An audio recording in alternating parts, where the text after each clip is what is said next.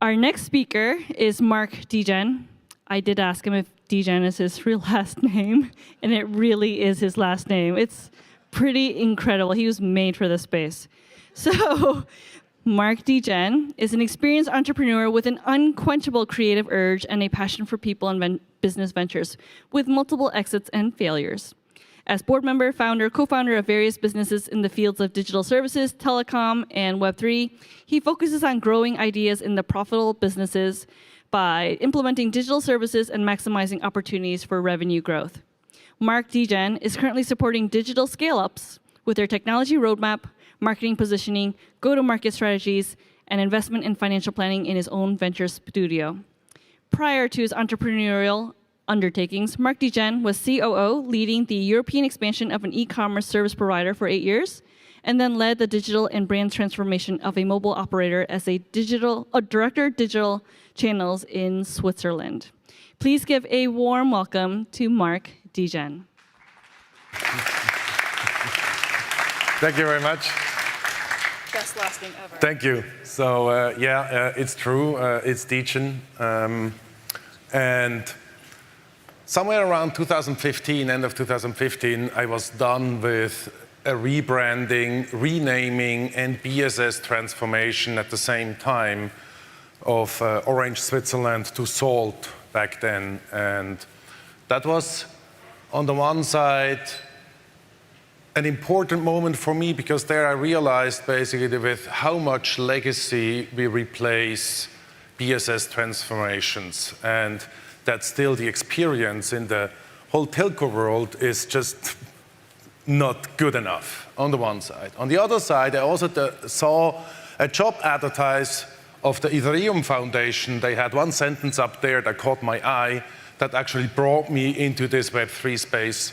I tried to understand the blog post from Vitalik Buterin, but gave up, but somehow still was on the mission. And this led to, on the one side, I founded then my first startup in the supply chain space. We went through an ICO. I could exit it last year. I was also the founder of the Swiss Blockchain Federation. I was also the founder of TrustSquare, one of the largest blockchain incubation hubs. And I'm also serving in the board of different operators and also layer 1 and layer 2 protocols. And basically, this is most likely the reason why I got invited here to talk about the future of telecom and Web3, because I was running around in this whole space for a couple of years and didn't find that many people that were on the one side engaged and excited about telecom and Web3. And we had so many good talks before. I don't want to bore you too much about why operators should engage within Web3. And I mean, I was looking into all these different services and products and all this exciting world that's coming up. And I came to the conclusion, I have no clue what the true business will be in Web3 in the future. Because I think today, nobody can really tell. Every year, it'll be something else. It's jumping from NFTs to DeFi, to Metaverse, to whatever else it will be tomorrow. I don't think that this is the true big thing, because you have to start always about where are the pains? Where are the pains in the industries you have to solve, you have to overcome, and find somebody who's willing to pay for it, actually, that you solve this for him. Because otherwise, it's not worth engaging. And in Web3, it's quite obvious. I mean, the adoption is still very low. It's still complicated. The user experience is, bad. People have to struggle with keys and lost keys and recovery and all this. And this all doesn't work, and this all prevents a lot, because there can be a lot of value, basically, in those services, and you cannot truly leverage. On the other side, telco, this whole quadruple play is somehow dying because consumers are not loyal anymore. They switch from service A to service B whenever they want. And they don't give a shit about it. And think about that. mobile apps are absolutely dominating our life. And not a single one is built and provided by an operator. And still, everybody uses this absolute necessity of a connectivity. Everybody has access. All operators basically cover the whole population.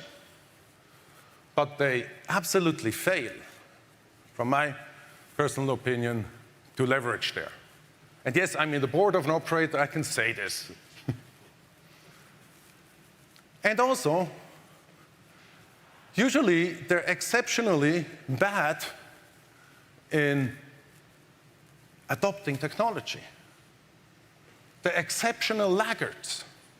And it's just one example from a market study we did, or we're currently performing, is we analyzed just a simple thing.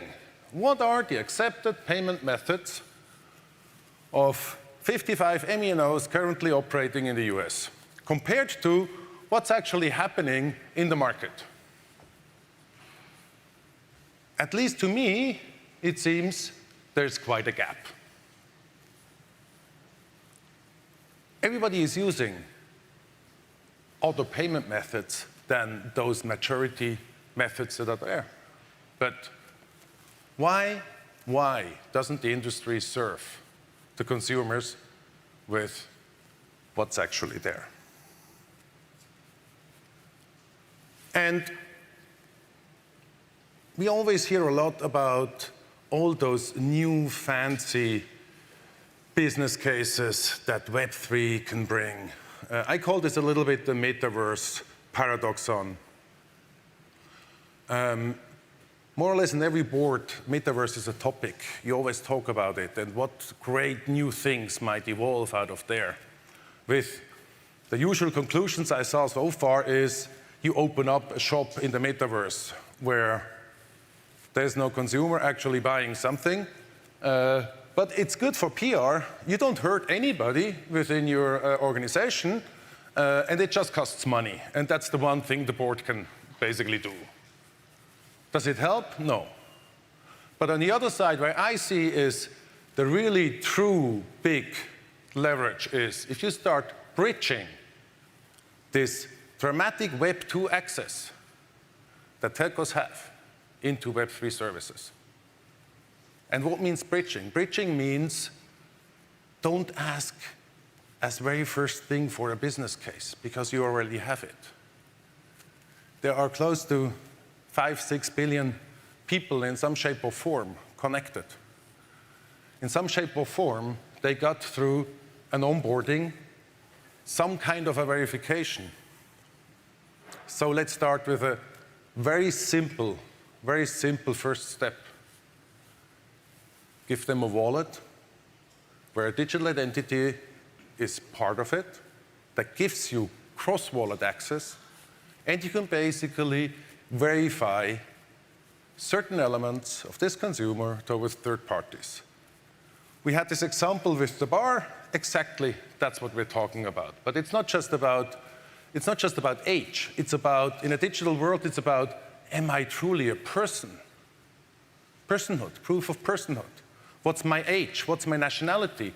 Do I have healthcare coverage? What's my credit score?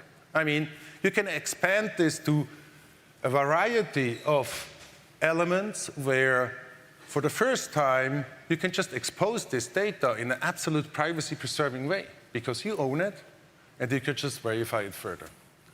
And this also gives it the opportunity to work in a non-custodial way, to send, receive cryptos, NFTs, however it's going to be called in the future, and with a very, very important function where the operator is the key, and this is the social recovery.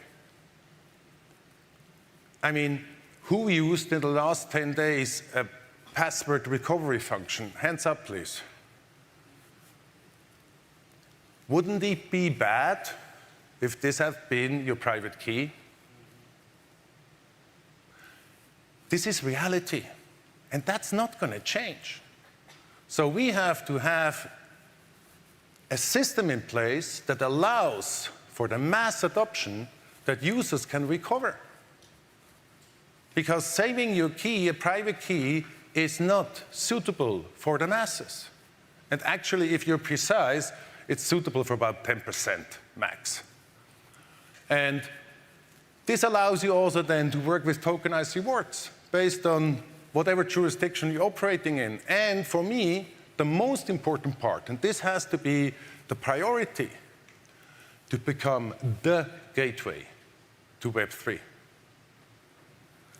Operators or telcos, from my perspective, they don't have to leverage on this end-to-end experience, whatever happens afterwards. If they can secure with their consumers this gateway function, they are basically the access to whatever services, from decentralized apps, to DeFi access, to savings plans, to Bitcoin storage, to prediction markets, whatever will be there, games. But what they become is the app store of Web3.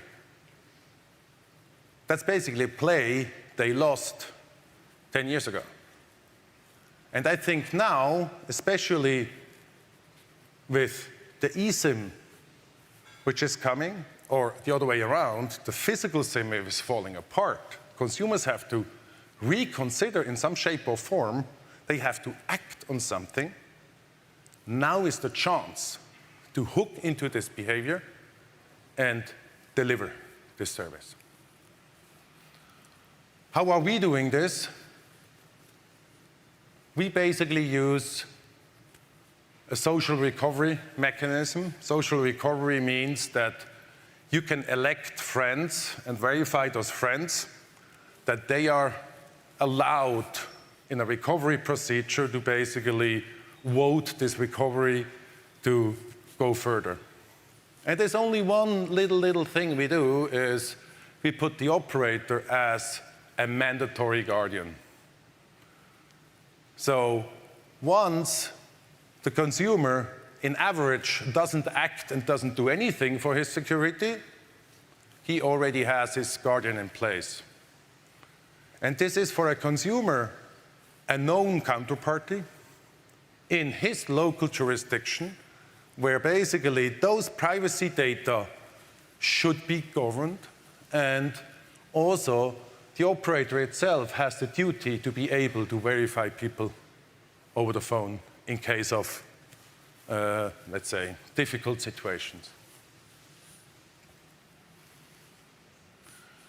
And therefore, we see a very simple roadmap for Web3 adoption. There are not that many thrills around it. There's not a lot of excitement. There's especially not a lot of metaverse and all this around. I think the role that has to be taken in is, let's position us as a gateway.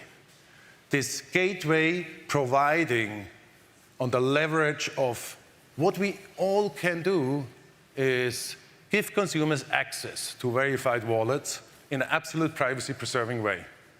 Let's do this job right to then leverage this gateway, to enable this ecosystem for verifiable credentials, to be able to also use it. Because today, today it's a funny standard, and yes, it's working, and you can do this in a centralized and decentralized way.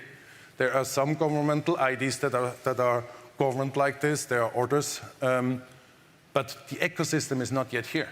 But you need to have the users issued with the ID and those credentials that also the market will react. And then, sometime later, this is the opportunity to become the gatekeeper for access. And now, talking about business cases, you don't have to explain anybody what the business case of being the App Store provider to a new set of services is.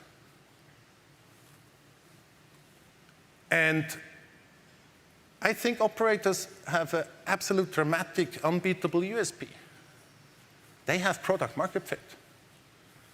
They provide a commodity everybody uses, and this thing is profitable.